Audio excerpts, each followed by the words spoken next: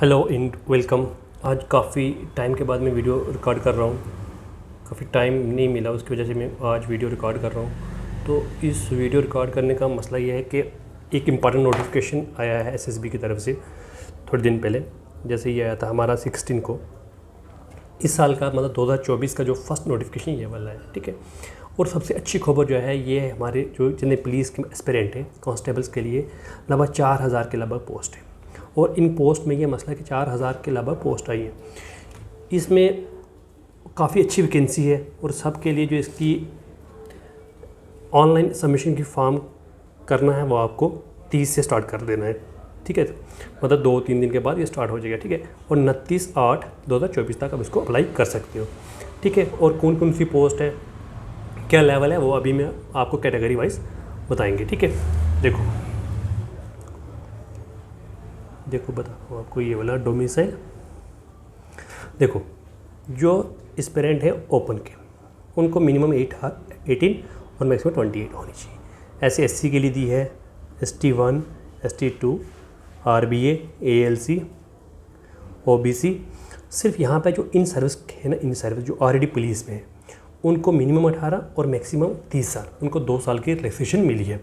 अगर और देखेंगे तो और किसको मिली है रिलैक्सेशन, देखो जितने हमारे गवर्नमेंट सर्विस हैं उनको कोई नहीं है। जो SPOs और VG वॉलंटियर होम गार्ड है उनको 18 से 40 साल, ठीक है।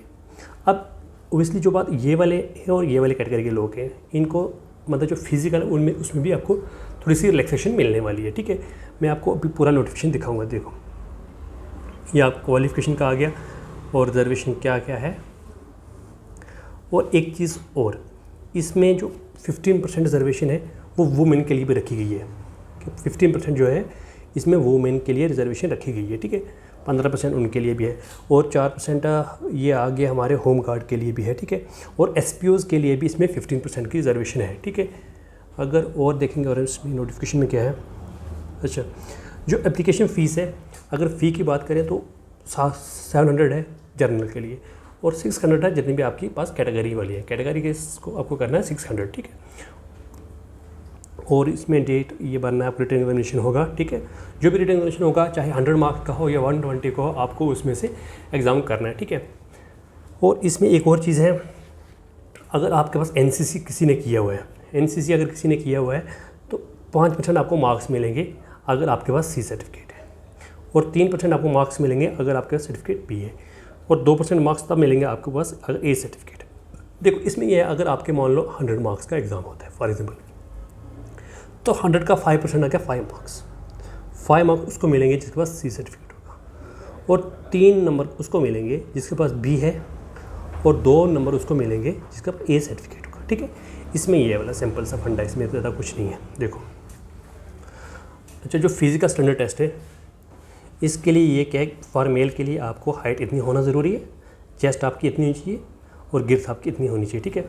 और फीमेल के लिए हाइट इतनी होनी चाहिए, ठीक है, 5 फुट 2 इंच। और इसमें क्या है ये, अच्छा फिज़िकल टेस्ट, अच्छा ये है मेन आपका फिज़िकल सबसे टफ वाला।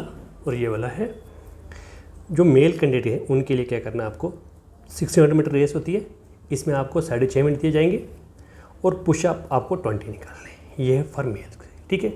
मतलब जितने भी 18 से 28 के बीच में इस नोटिफिकेशन के हिसाब से। अब इसमें रिलैक्सेशन हो रही है, हो जाएगी। अब काफ़ी स्टूडेंट बोल रहे हैं कि इसको मतलब अपर एज को थोड़ा ऊपर किया जाए तो होने का चांस है, वो हो जाएगा, ठीक है। और इसमें जो है SPOs और अपने जिनको 30 साल तक एज मिली है ऑलरेडी, उनको 2 साल की रिलैक्सेशन है, और उसमें रनिंग में भी उनको कम ही करना पड़ेगा। अभी मैं बताऊंगा कितना है। अच्छा जो फीमेल्स हैं उनके 1000 मीटर की रेस है, टाइम आपको वही है 6 मिनट 30 सेकेंड, और इनको शॉर्ट पुट थ्रो करना होता है ये 14 फीट का लगभग। आपको 3 अटैम्प्ट दिए जाएंगे, उसमें आपको करना होता है, ठीक है। और इसमें क्या है नोटिफिकेशन में, हाँ ये आ गया मैं जो बोल रहा था कि किसको रिलैक्सेशन मिलनी है और क्या मिलनी है। देखो जिनकी अप टू 30 है उनको ये 6.5 मिनट में टाइम कवर करना है, पुशअप पे 20 है, ठीक, ये मेल के लिए।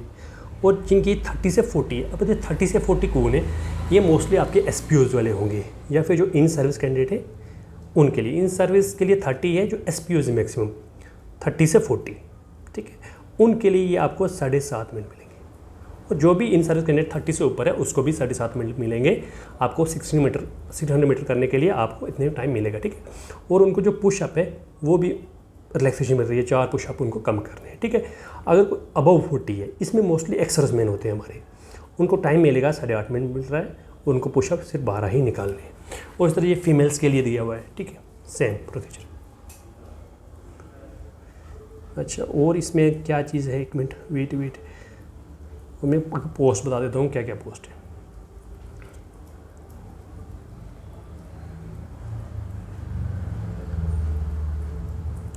हाँ जी, ये आ गई की थोड़ा सा, अगर मैं इसको जूम करने की ट्राई करूँ, हाँ देखो,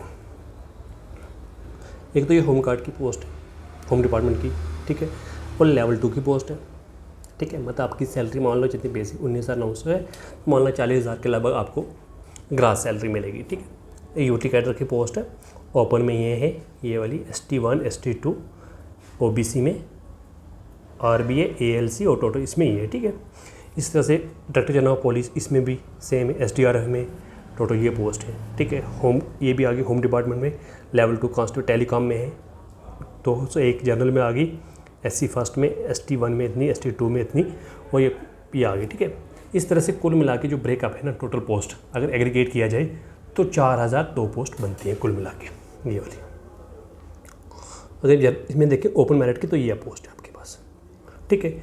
उसके बाद ST1 में भी आपके पास 400 और ST2 में भी आपको 400 पोस्ट है, ठीक है। इस तरह कुल मिला के आपके पास 4002 पोस्ट है, ठीक है। ये तो हो गया नोटिफिकेशन डिस्कस। अब क्या करना है, पढ़ना कहाँ से है, कैसे पढ़ना है, उसके लिए मैं बताता हूँ। देखो ये तो आपको एक वाइट पेज आने चाहिए, ये वाला देखो अभी उन्होंने जो सिलेबस है ना, जो भी अभी सिलेबस है, अभी सिलेबस ऑफिशियली सिलेबस कुछ भी नहीं आया, ठीक है। उसके लिए आपको क्या करना है, हम बोलोगे कुछ पढ़ना नहीं है, पढ़ना है आपको। पहली चीज़, सबसे पहले आप क्या करोगे, देखो GS तो होगी, जितने भी मार्क्स की होगी, चाहे वो 20 मार्क्स की या 30 मार्क्स की, जितनी भी होगी, आप GS, basic geography, history, polity वगैरह पढ़ना स्टार्ट कर दो, ठीक है। ये सिलेबस का आपका पार्ट होगा। सेकेंड में बात करें तो आपकी इंग्लिश जो है, इंग्लिश भी आपका 15-20 मार्क्स की इंग्लिश होगी, ऐसा समझ। थर्ड नंबर पे अगर देखें तो आपका मैथमेटिक्स होगा। अब हो सकता है 15 का हो या 20 का हो या 25 का होगा, ठीक है। थोड़ी सी वेरिएशन आ सकती है, पर ये सिलेबस का पार्ट होगा। फोर्थ पे बात करें तो रीजनिंग भी आपकी होगी। अब ये भी वेरिएशन 15 से 20 मार्क्स की हो सकती है। और क्या दिखाए, इसको करते हैं ये आ गया। उसके बाद जो इम्पोर्टेंट पार्ट है, 5th नंबर पे हम किसको रखेंगे, 5th नंबर पे हम रखेंगे कंप्यूटर को, क्योंकि कंप्यूटर भी मस्ट है। और 6th में हम रखेंगे साइंस, ठीक है। कंप्यूटर हो सकता है 10 से 15 मार्क्स का हो सकता है, साइंस से 10 से 15 मार्क्स का। आपको इन चीज़ों पे फोकस करना है और अपना सिलेबस आपको क्या करना है, स्टार्ट कर देना है। इसके अलावा और कोई चीज़ नहीं होगी। हाँ, और इसमें एक और पार्ट, GK का भी पार्ट, जम्मू कश्मीर GK का, वो भी मतलब 10 से 15 मार्क्स का या 12 मार्क्स का आ सकता है। आप इन एरिया पे फोकस करो अच्छी ढंग से, ठीक है। और बेसिक बुक्स के लिए आप पढ़ना स्टार्ट कर दो। अब जितने भी इम्पॉर्टेंट सोर्स हैं, जैसे मैं अगर सोर्स की बात करूं, मैं आपको सोर्स बताता हूँ। देखो सबसे पहले क्या करो, आप सबसे पहले आप ज्योग्राफी उठा लो। अगर किसी को कुछ नहीं आता तो 6th क्लास के NCERTs, 6th की NCERTs और प्लस 9th की, ये आप दो तो पढ़ सकते हो। जो बच्चा 10th पास किया उसको ये दो तो भी बहुत ईजी है, इसको करनी है 2। ज्योग्राफी के लिए आप ये करोगे। अगर बात पॉलिटी की करें तो पॉलिटी के लिए आपको बेसिक की नॉलेज, इससे आप तरन गोयल की बुक है ना जो छोटी सी, आप वहाँ से इसको कर सकते हो। और मोस्टली जो क्वेश्चन है ना, आर्टिकल 1 से लेके 51 के बीच में क्वेश्चन पूछे जाते हैं। आपको यही पता होना चाहिए फंडामेंटल राइट क्या है, DPSP क्या है और ये तरंग ऑयल सफिशिएंट। आपको कहीं भी लेफ्ट राइट जाने की ज़रूरत नहीं है। जियोग्राफी के लिए जो मैंने बताया आपको 6th और 9th की एनसीईआरटी मस्ट है, बाकी भी पढ़नी है, आपको 7th पढ़नी है, 8th पढ़नी है, 10th पढ़नी है, 11th पढ़नी है। जो बिल्कुल कम करना चाहता है तो आपको 6th और 9th की एनसीईआरटी आनी चाहिए, क्योंकि आपके मोस्टली क्वेश्चन इसमें से निकल जाएंगे। मोस्टली मतलब अगर जियोग्राफी 10 क्वेश्चन हैं तो मतलब 4 से 5 क्वेश्चन इन 2 एनसीईआरटी से सीधे मतलब कॉपी पेस्ट होते हैं। ठीक, अगर हम और बात करें और इसके अलावा मैथमेटिक्स की बात करें, अगर देखो मैथमेटिक्स और रीजनिंग वो मस्ट है, आपको आना चाहिए। अगर हम मैथमेटिक्स की बात करें, ठीक है, मैथमेटिक्स की बात करें उसमें यह है कि आपको अरिहंत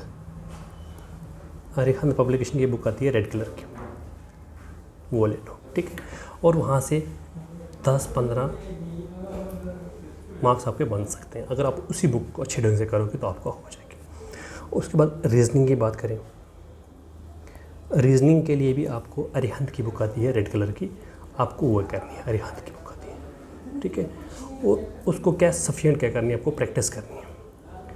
अगर जितनी आप प्रैक्टिस करोगे उस हिसाब से आपकी हो जाएगी इंशाल्लाह। अगर और क्या, मैथमेटिक्स हो गया।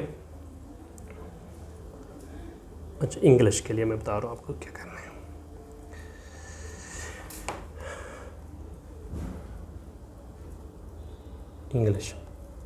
इंग्लिश के लिए आप पढ़ोगे SP बख्शी की बुक, बेस्ट बुक है। अगर आपको प्रैक्टिस करनी है तो एक है तानिया मैम, अच्छी पढ़ाती है तानिया मैम, प्लस एक और है रानी मैम, यूट्यूब पे काफ़ी अच्छा पढ़ा रही है। ठीक है, आप इन दोनों से प्रैक्टिस कर सकते हो। ठीक है, और कंप्यूटर की बात करें तो कंप्यूटर के लिए आपको क्या करना है कि कंप्यूटर के लिए आपको अरिहंत की बुक लेनी है। कंप्यूटर के लिए को अरिहंत की बुक लेनी है, प्लस नोट्स भी आते हैं इसकी छोटी PDF। ठीक है, मैं आपको शेयर कर दूंगा अपने टेलीग्राम पर। ठीक है, टेलीग्राम पे मैं शेयर कर दूंगा। ठीक है, और आपको क्या करना है इसके अलावा आपको ये करना है कि EVS करनी है आपको, EVS।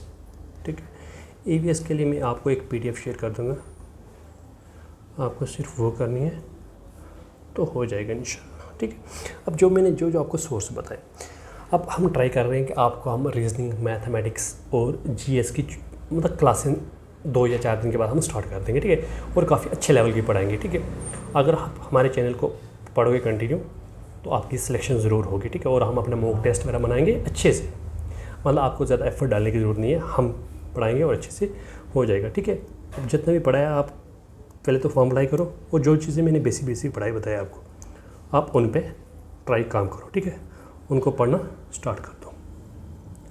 Thank you.